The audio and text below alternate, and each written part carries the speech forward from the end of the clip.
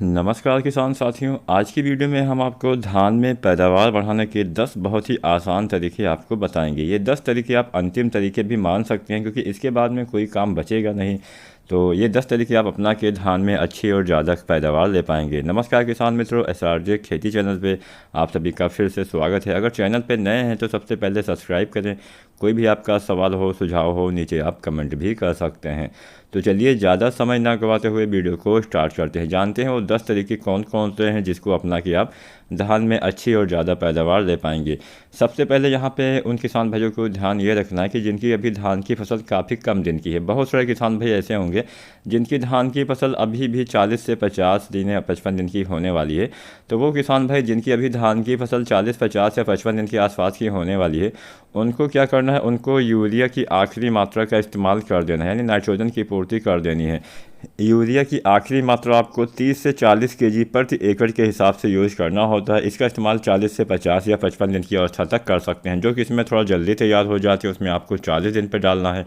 जो कि इसमें थोड़ा सा देर में तैयार होती है उस पर 45 दिन, जो और देर से तैयार होती है उसमें 55 दिन। यानी इस हिसाब से आपको समय कम ज़्यादा कर लेना है कि आपको कितनी मात्रा डालनी है। इसके साथ साथ यहाँ पे जो हमने 30 से 40 केजी मात्रा भी आपको बताई है, 30 केजी आपको 120 दिन से कम दिनों में तैयार होने वाली किस्मों में डालना है और 40 किलो आपको उन किस्मों में डालना है जो आपकी धान की फसल 120 दिनों से ज़्यादा दिनों में तैयार होती है। तो सबसे पहले आपको ये करना है। साथ में पोटास की भी पूर्ति करनी है। पोटास की आखिरी खुराक 15 से 20 केजी आपको जब आपकी धान की रोपाई के 40 से 45 या 50 या 55 दिन हो जाएं तब आपको यूज कर लेना है। लेकिन यूरिया और पोटास एक साथ में नहीं डालना है।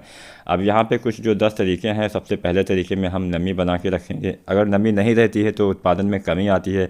हल्की हल्की सिंचाई करके भी किसान मित्र नमी बना सकते हैं। ऐसा नहीं कि बहुत ज़्यादा सिंचाई करें। तो जब भी आप सिंचाई करें तो हमेशा शाम के टाइम आपको सिंचाई करनी है, दिन के टाइम आपको सिंचाई नहीं करनी है। शाम के समय हवाएं धीमी चलती हैं और सुबह या दोपहर या दिन के समय हवाएं तेज़ चलती हैं। तो जब हवाएं तेज़ चलेंगी उस समय अगर आप सिंचाई करेंगे तो आपके पौधे गिर भी सकते हैं, आपकी फसल खड़ी फसल गिर भी सकती है। जब बालियाँ निकल जाती हैं या फिर गबोट अवस्था में जब हमारी फसलें पहुँचती है तो उस पर थोड़ा सा भार ज़्यादा हो जाता है, इसलिए हमारी फसल गिर भी जाती है। तो इसके लिए आपको हमेशा शाम को हल्की हल्की सिंचाई ही करनी है। बहुत ज़्यादा पानी का भराव भी आपको नहीं करना है। और मान लीजिए खेत में नमी है, खेत में थोड़ा बहुत पानी है तो सिंचाई करने की भी आवश्यकता नहीं है।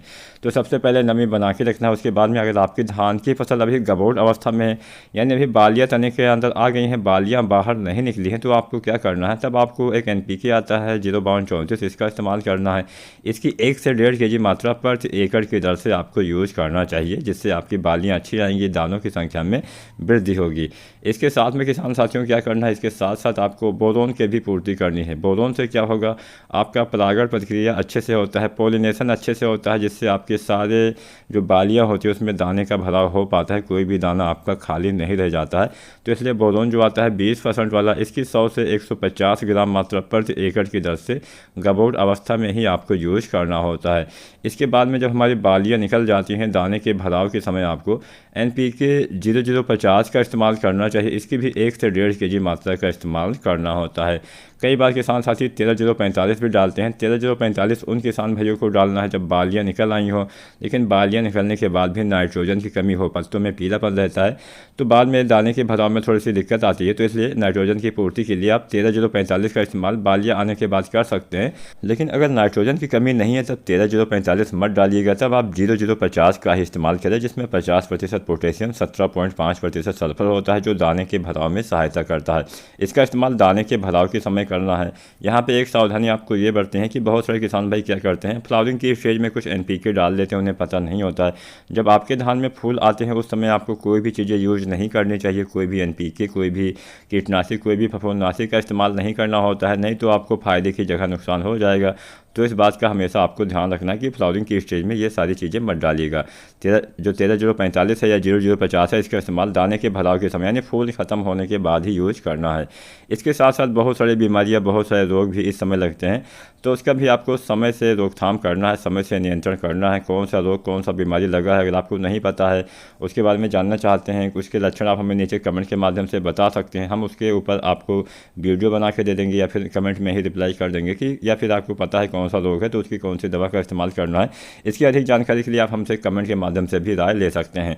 इसके साथ साथ सिंचाई तो मैंने आपको बता ही दिया। सिंचाई पे आपको ध्यान रखना है, नमी आपको बना के रखनी है। जब तक आपके दाने का भराव सही रूप से नहीं हो जाता है, जब तक आपके दाने का रंग बदलने ना लगे तब तक आपको सिंचाई करनी है। उसके बाद में सिंचाई बंद कर देनी है। गबूर अवस्था से लेके जब तक दाने का दाने आपके मजबूत नहीं हो जाते हैं तब तक सिंचाई काफ़ी आवश्यक होती है। नमी की कमी रहेगी तो दाने खाली रह जाएंगे, उत्पादन में कमी आएगी।